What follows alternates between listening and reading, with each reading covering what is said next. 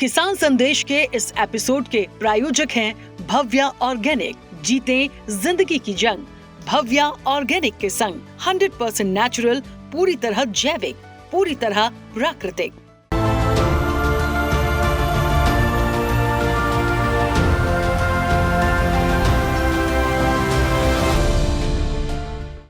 नमस्कार किसान भाइयों, मैं हूं विजय यादव और आप देख रहे हैं आपका अपना खास प्रोग्राम किसान संदेश।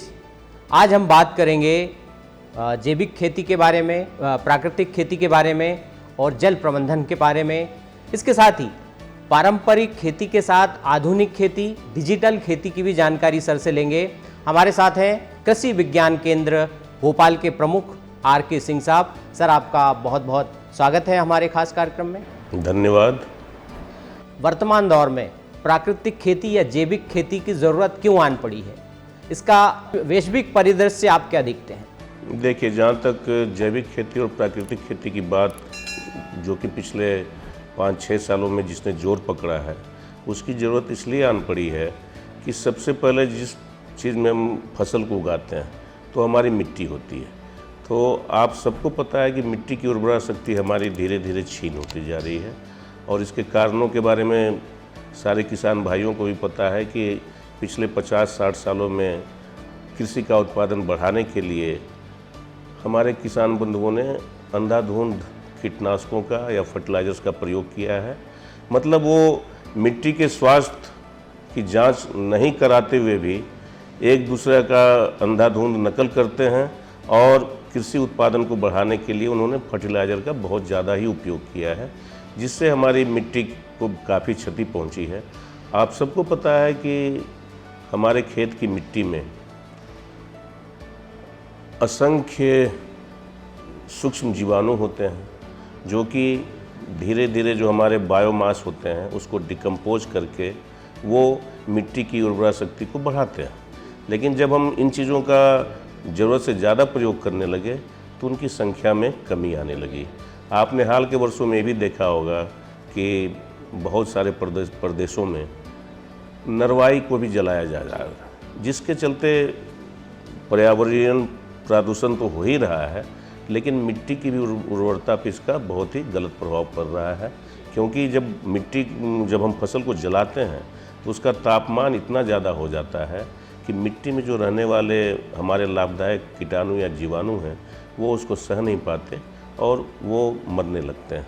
तो उससे क्या होता है कि जो हमारी मिट्टी की क्रियाशीलता होती है वो कम हो जाती है, जिससे हमारे जैविक कार्बन की मात्रा कम हो जाती है। और आपको मैं यहाँ बता दूँ कि किसी भी मिट्टी के स्वास्थ्य की जांच सबसे पहले उसमें जैविक कार्बन या जिसको कि ऑर्गेनिक कार्बन बोलते हैं, उसका सही होना बहुत ज़रूरी है और वही कमी हो गई है। तो सबसे पहले मैं अगर फसल का अच्छा उत्पादन लेना है तो पहले हमें मिट्टी की सेहत को दुरुस्त करना होगा और उसी दिशा में प्राकृतिक खेती और जैविक खेती का बहुत ही अहम योगदान है, जो कि भारत सरकार के प्रयास से अब जोर पकड़ रहा है। और अभी आपको पता ही होगा, हमारे भोपाल ज़िले में ही लगभग 1250 किसानों ने इस पर पंजीयन करा लिया है और सारी तरह की भारत सरकार की ICR हो, यूनिवर्सिटीज़ हो, एग्रीकल्चर यूनिवर्सिटीज़ की बात मैं कर रहा हूँ, कहीं ना कहीं जैविक और प्राकृतिक खेती को बढ़ावा देने में लगे हैं। और मैं आपको अपनी जानकारी के लिए बता दूं कि हमारे इंस्टीट्यूट में ही हम लोगों ने एक प्राकृतिक खेती का एक मॉडल यूनिट, डेमोन्स्ट्रेशन यूनिट तैयार किया है और ये पिछले 2024 के अक्टूबर महीने से इसकी शुरुआत कर दी गई है। तो हम लोग भी एक डेमो प्लॉट या डेमोन्स्ट्रेशन प्लॉट के रूप में कर रहे हैं ताकि कोई किसान बंधु आए तो हम उनको उनका फ़ायदा दिखा सकें। सिंह साहब, आपने ये तो बताया कि मिट्टी की उर्वरक क्षमता जो है वो कमज़ोर हो रही है, मिट्टी जो है जहरीली हो रही है, लेकिन इसका क्या हमारे अनाज के पोषण पर भी असर पड़ता है और जो हम अनाज का इस्तेमाल करते हैं वो सेहत पर भी पड़ता है? एक मैं उदाहरण देता हूँ स्प्रेइंग मटेरियल का, कि जब हम किसी फसल पे कीटनाशकों का या वीडिसाइड का अपने जो हमारे घास पतवार नियंत्रण करने के लिए होते हैं तो उसका फसलों पे भी असर होता है और फसल में वो रेसिड्यू के रूप में वो रह जाते हैं, वो चिपके रह जाते हैं और फिर हम उन्हीं को, चाहे वो आपके सब्जी वर्गीय फसल हो या फल वर्गीय फसल हो, उसी को हम लोग बाज़ार में सीधा बेचते हैं। और कभी कभी तो हम लोग ऐसा भी करते हैं कि बाज़ार में भी जो हमें फल मिलता है, चाहे अंगूर की बात करें तो दुकानदार हमें कहता है कि अंगूर चख के देखो, तो हम लोग बिना धोए हुए ही उसको खा लेते हैं। तो जो उसका रेसिड्यू है उसमें बचा हुआ, क्योंकि हमें पता नहीं कि उसमें कितना पेस्टिसाइड डाला हुआ है, तो वो जब हमारे शरीर में जाएगा तो असर तो होना लाजमी है। तो उसके चलते आपने ये भी देखा होगा कि हमारे खाने में आजकल वैरायटी ज़्यादा हो गई है। हमारे पूर्वज इतनी वैरायटी नहीं खाते थे, लेकिन शुद्ध खाते थे, लेकिन हम लोग ज़्यादा वैरायटी खाने के बावजूद हम लोग आजकल ज़्यादा बीमार रहने लगे हैं और हमारी जो जीवन शैली है उससे काफ़ी प्रभावित हुई है। क्योंकि जब हम खुद ही बीमार रहने लगेंगे तो हमारी कार्य क्षमता की उत्पादकता पे भी फर्क पड़ता है, चाहे कोई सरकारी ऑफिसर हो या किसान बंधु हो, सबकी कार्य क्षमता पे फर्क पड़ता है।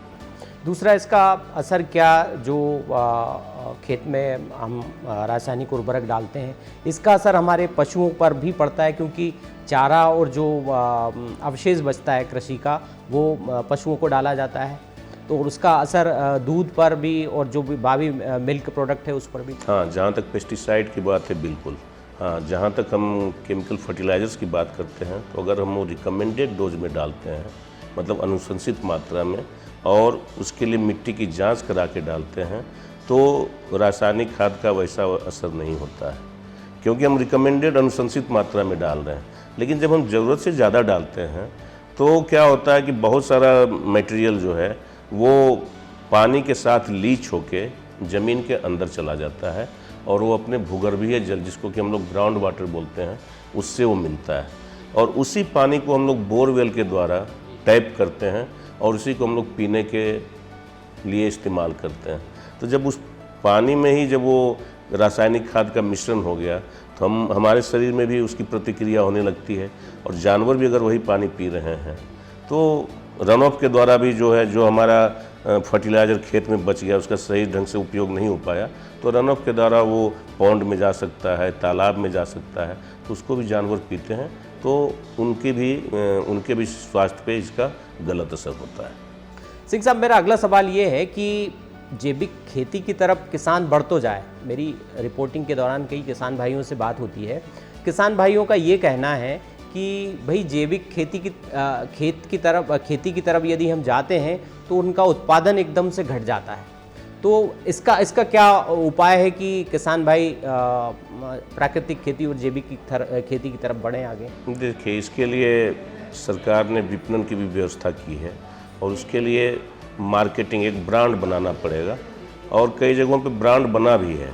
जैसे आप अगर बड़े शहरों के मॉल वगैरह में जाएं तो वहाँ पे आपको ऑर्गेनिक प्रोड्यूस के रूप में एक अलग स्टॉल ही दिखेगा, जिसकी की कीमत जो होता है, जो और सारी चीज़ें हैं जिसको कि कृत्रिम विधि से उगाया गया हो या ट्रेडिशनल विधि से लिया गया हो, उसकी जब हम उससे तुलना करते हैं तो कम से कम उसका जो प्राइस होता है वो 1.2 से 1.5 टाइम्स के बीच में वेरी करता है। तो उसका तो आपको प्रोड्यूस का आपको मिल रहा है, बट विपणन की व्यवस्था करनी होगी।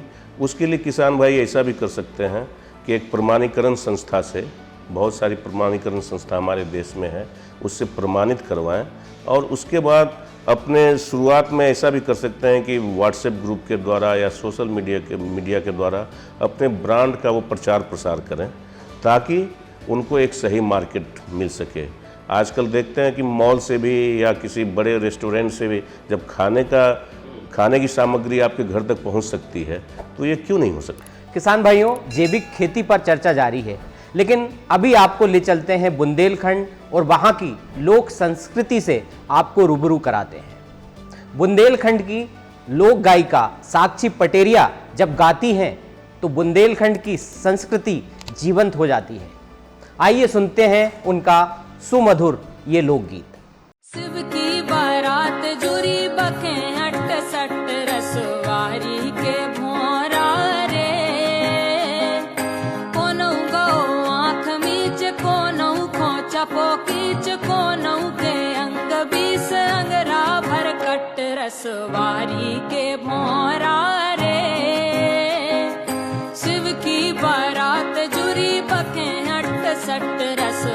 रसवारी के भौरा रे,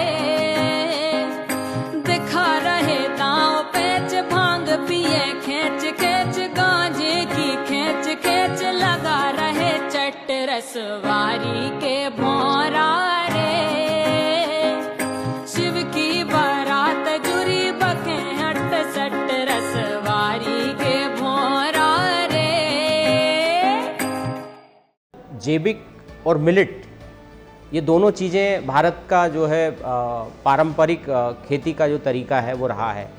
तो इन दोनों में जो समानताएं हैं और इनके फ़ायदे किस तरह से किसान भाइयों को मिल सकते हैं और वो इस तरफ बढ़ सकते हैं, इसके बारे में बताएं। हाँ, जहाँ तक मिलेट्स की बात है, जिसको कि भारत सरकार ने श्री अन्न के नाम से भी घोषित किया है और इसको प्रारंभिक दिनों में मोटा अनाज कहा जाता था, तो उसकी अपनी एक खास विशेषता है।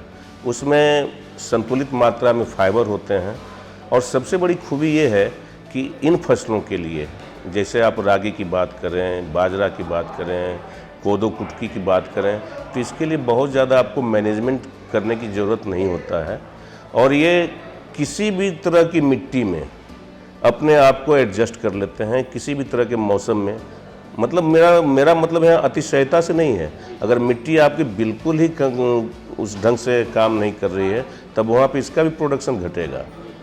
चाहे मान लीजिए आपकी मिट्टी में बहुत ज़्यादा आपके खेत में वाटर लॉगिंग हो गई है तो प्रभावित होगा, बट इनका एडजस्टमेंट कैपेसिटी जो होता है और फसलों के मुकाबले बहुत ज़्यादा होता है। और मैं तो एक कदम और आगे बढ़ते हुए बोलना चाहूँगा कि आप लोग जब अब रेस्टोरेंट में जाते हैं तो आपको सुपर फूड के नाम से इसको वितरित किया जाता है और उसका दाम भी काफ़ी रहता है, महंगा होता है, ये काफ़ी महंगा होता है। जो फूड होता है तो कहने का मतलब है कि हमें प्रकृति की ओर लौटना ही होगा। ये बहुत बड़ी बात है सिंह साहब ने कही कि आने वाली पीढ़ी के लिए हम क्या देके जा रहे हैं, किस तरह की खेती देके जा रहे हैं, इस पर सोचना होगा किसान भाइयों। ये बहुत ही गंभीर बात है। सिंह साहब, मेरा अगला सवाल ये है कि जैविक खेती करना चाहता है किसान, क्या सरकार की तरफ से भी कोई योजनाएं चल रही है प्राकृतिक खेती और जैविक खेती के लिए? आज जो आपके सामने ये जो कार्यशाला हो रही है वो यही प्रमाणित कर रहा है कि सरकार की योजनाएं हैं। इसी के लिए उनको पोर्टल पे रजिस्ट्रेशन भी उनका किया जा रहा है और उनको सही मात्रा में समुचित जानकारी दी जा रही है। बहुत सारी कृषि सखियों का संगठन बन चुका है, वो लोग गांव में जा के मिट्टी स्वास्थ्य की जांच कर रही हैं और जो भी कीटनाशक वाली दवाएं होती हैं उसको कैसे हम लोकल चीज़ों से बना के, चाहे वो नीम के पत्ते हों या धतूरे के पत्ते हों और देसी गाय के गोबर का इस्तेमाल करके। तो इसका मतलब है कि सरकार की ही ये योजना है जिसके अंडर आपने सुना होगा NMNF, national mission on natural farming. तो सरकार की ही योजना है जिसके द्वारा वो सारे किसानों को जोड़ रहे हैं और उसके लिए हम लोग की भी ये महती भूमिका है, ICR इंस्टीट्यूट, SAUs, KVKs, कि इसका जितना ज़्यादा प्रचार प्रसार हो सके। अब ज़रूरत इस बात की है कि किसान भाई इसकी आवश्यकता को समझें और ये ज़रूरी नहीं है कि एक ही बार में अपनी सारी खेती को जैविक या प्राकृतिक खेती में तब्दील कर दें, लेकिन कुछ कुछ हिस्सों में शुरू करके शुरुआत करें और उसके फ़ायदे को देखें। सिंह साहब, जैविक खेती पर चर्चा तो हो गई, अगली एक बात आती है पारंपरिक खेती की तरफ या प्राकृतिक खेती की तरफ लौटने पर जल प्रबंधन की। तो किसान भाई, अभी मौसम भी चल रहा है, मानसून ने दस्तक दे दी है, किसान भाई जल प्रबंधन किस तरह से करें उसके बारे में भी थोड़ी जानकारी। इसकी शुरुआत सबसे पहले अपने घर से होनी चाहिए कि कहीं भी आप देखें कि आपके घरेलू वाटर टैप में लीकेज हो या उसके कनेक्शन में लीकेज हो तो आप कोशिश करें कि एक बूंद भी बर्बाद ना हो। दूसरी बात, जहाँ तक खेती से संबंधित बात है, तो सबसे पहले इसमें ये देखना चाहिए कि हमारा खेत समतल है कि नहीं। तो समतलीकरण बहुत ज़रूरत है। आपने देखा होगा कई किसानों के यहाँ कि उनकी खेत ढलुआ हैं तो पानी ऊपर से आया नीचे में जाके जमा है, तो ऊपर वाले भाग में जो फसल को पानी चाहिए वो नहीं मिल रहा है और नीचे वाले भाग को की फसल को पानी जरूरत से ज़्यादा मिल रहा है, जल भराव हो गया, तो जल भराव में आ गया और आपने एक ही फसल लगा रखी है, तो निश्चित रूप से वो जो है एक तरफ आपका उत्पादन कम होगा, एक तरफ वो हो सकता है कि उसकी जड़ खराब हो जाए, उसकी जड़ सड़ जाए।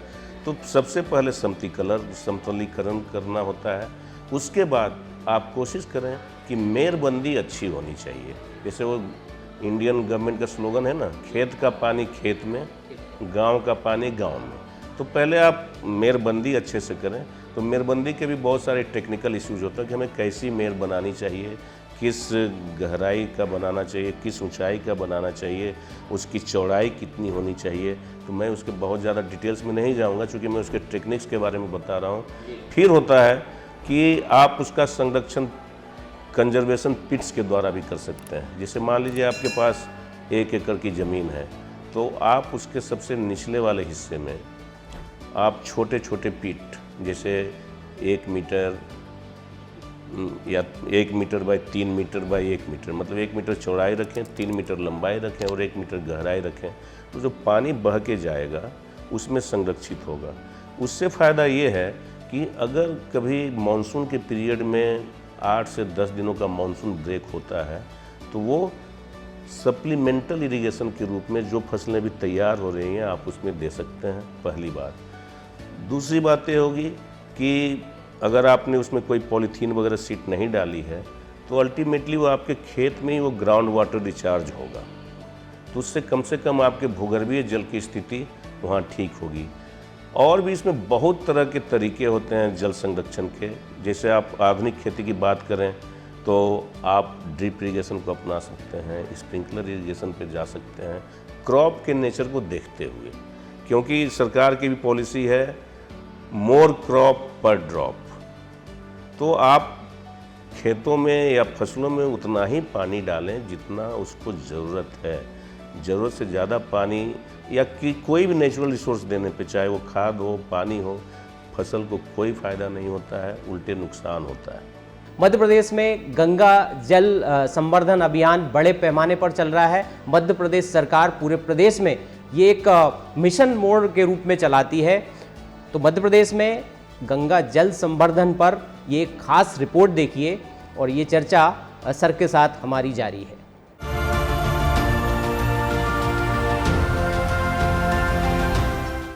मध्य प्रदेश में रसायन मुक्त और टिकाऊ खेती को बढ़ावा देने के लिए मोहन सरकार लगातार प्रयास कर रही है। इसी दिशा में राष्ट्रीय प्राकृतिक खेती मिशन और परंपरागत कृषि विकास योजना जैसी महत्वपूर्ण योजनाएं संचालित की जा रही हैं।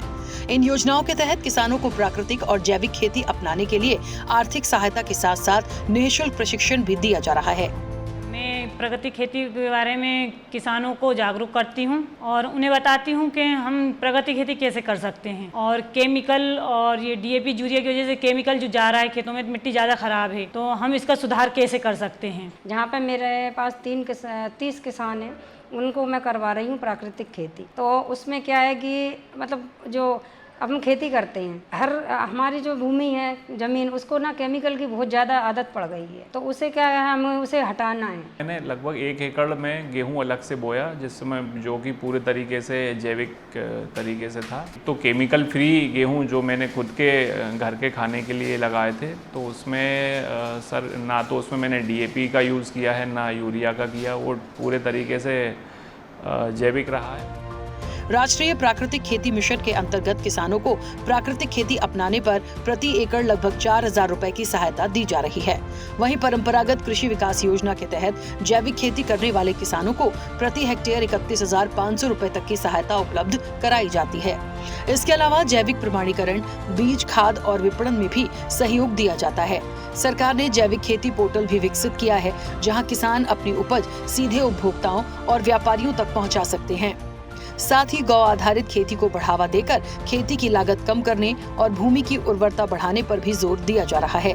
इन प्रयासों से किसानों की आय बढ़ने के साथ साथ पर्यावरण संरक्षण और स्वस्थ कृषि व्यवस्था को भी मजबूती मिल रही है। और जैसा कि यशस्वी प्रधानमंत्री ने कहा है कि हमको प्राकृतिक खेती की तरफ फिर जाना चाहिए। केमिकल, रासायनिक खाद के कारण से जमीन की उर्वरा ताकत कम होती है। हमारी अपनी प्राचीन पद्धति के बलबूते पर हम न केवल पौष्टिक अन्न उत्पन्न करते हैं, बल्कि वैश्विक स्तर पर विदेशी निर्भरता हम पे कम होती है। प्राकृतिक और जैविक खेती के साथ साथ मध्य प्रदेश सरकार जल संरक्षण को भी जन आंदोलन का स्वरूप दे रही है। इसी उद्देश्य से 19 मार्च से 30 जून 2026 तक जल गंगा संवर्धन अभियान चलाया गया। 139 दिनों के इस अभियान में प्रदेश भर में 2 लाख से अधिक जल संरचनाओं का निर्माण और जीर्णोद्धार किया गया है। अभियान के तहत खेत तालाब, अमृत सरोवर, कुओं और बावड़ियों के गहरीकरण के साथ हजारों चेक डैम्स की मरम्मत का कार्य किया गया। सरकार ने इस वर्ष 3.68 लाख जल संरक्षण कार्यों का लक्ष्य तय किया है, जिससे जल संचयन क्षमता बढ़े और भूजल में सुधार हो। जन भागीदारी पर आधारित इस अभियान की सराहना राष्ट्रीय ही नहीं अंतर्राष्ट्रीय स्तर पर भी हो रही है। जल संरक्षण के प्रति जागरूकता और ठोस कार्यों के जरिए मध्य प्रदेश जल सुरक्षा की दिशा में एक नई मिसाल कायम कर रहा है। गुड़ी पड़वा से लेके 30 जून तक लगातार 3 महीने तक 10,000 करोड़ से ज्यादा गांव के अलग अलग काम, चाहे पंचायत हो, गांव हो, नगर हो, वार्ड हो, जिला हो, विधानसभाओं के 230 विधानसभाओं में 55 जिलों में लाखों लोगों के साथ जल संरक्षण के काम कर रहे हैं। प्राकृतिक और जैविक खेती को बढ़ावा देने से लेकर जल संरक्षण को जन आंदोलन बनाने तक मध्य प्रदेश में मोहन सरकार गांव, किसान और पर्यावरण को केंद्र में रखकर विरासत से विकास की नई इबारत लिख रही है। एक ओर किसानों को रसायन मुक्त खेती के लिए आर्थिक सहायता, प्रशिक्षण और बाजार उपलब्ध कराया जा रहा है, तो दूसरी ओर जल गंगा संवर्धन अभियान के माध्यम से भविष्य की जल सुरक्षा सुनिश्चित करने के प्रयास किए जा रहे हैं। खेती, पर्यावरण और जल संरक्षण के इन समन्वित प्रयासों से न केवल किसानों की आय बढ़ाने का लक्ष्य है, बल्कि आने वाली पीढ़ियों के लिए प्राकृतिक संसाधनों को संरक्षित करने की दिशा में भी प्रदेश लगातार आगे बढ़ रहा है।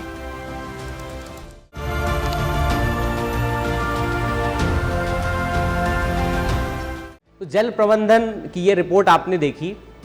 सिंह साहब से आगे सवाल हमारा ये है कि सर, पारंपरिक खेती हम लोग करना बहुत अच्छे से जानते हैं, बैलों से खेती हमने की है और आज भी कई जगह हो रही, लेकिन अब मशीनी युग आ गया है। हम ट्रैक्टर से खेती करने लगे, हार्वेस्टर से हम लोग अनाज की जो है कटाई करते हैं। तो ये दोनों का जो पारंपरिक और आधुनिक खेती का मिश्रण है, इसके बारे में थोड़ा सा समझाइए, किस तरह से दोनों एक साथ चल सकते हैं। देखिए, ये स्टेक होल्डर वाली बात होती है। जितना हमारे पास रिसोर्स है, जिस लेवल की हमारी खेती है, अब कुछ किसान हमारे, कुछ क्या मैक्सिमम किसान हमारे यहाँ सीमांत किसान हैं, जिनकी जोत जो है 5 एकड़ 7 एकड़ तक है, और बहुत हमारे किसान ज़्यादा जोत वाले भी हैं, तो उन पे डिपेंड करता है। तो अगर आपको कॉमर्शियल फसलों की ओर जाना है, जैसे हम सिर्फ धान गेहूं पे आश्रित न रह के हम कॉमर्शियल फसलों की तरफ जाएं, तो उसमें जो आज के दौर में मशीनीकरण और जो रियल टाइम बेस्ड जो हमारे IoT ऑटोमेशन हुआ है, उसको हमें अपनाना चाहिए, क्योंकि हमें नए दौर के साथ भी चलना है। आप देख रहे हैं कि आज के दिनों में हमारे यहाँ श्रमिकों की संख्या कम होती जा रही है, समय पे हमारा ऑपरेशन नहीं हो पा रहा है। खेती में सबसे ज़्यादा ज़रूरत है कि हमारा समय पे ऑपरेशन हो। हम लेबर के भरोसे नहीं बैठे रह सकते कि आज लेबर नहीं मिला तो हम 4 दिन के बाद बुआई कर लेंगे। तो उसके लिए बहुत सारे मशीन आ गए हैं, और हमारे संस्थान CIA ने भी बहुत सारे मशीन डेवलप किए हैं। और आजकल सबसे बड़ी अच्छी बात यह है कि वो सब मशीनें, जो बेसिक मशीनें हैं, वो कस्टम हायरिंग बेसिस पे भी उपलब्ध है।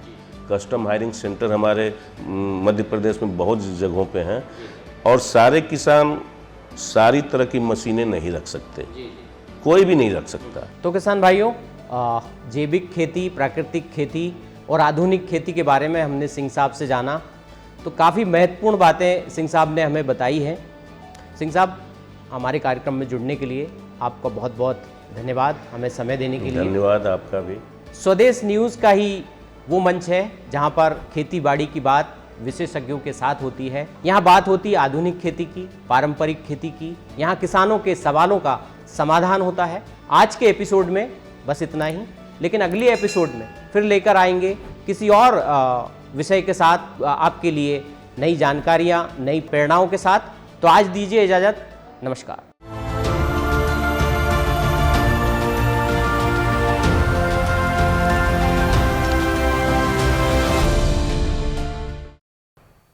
ऐसे ही वीडियोस के लिए लाइक करें, शेयर करें, फॉलो करें। YouTube पर जाकर सब्सक्राइब कर बेल आइकन दबाना ना भूलें, और ताजा अपडेट्स के लिए swedeshlive.com पर जरूर जाएं।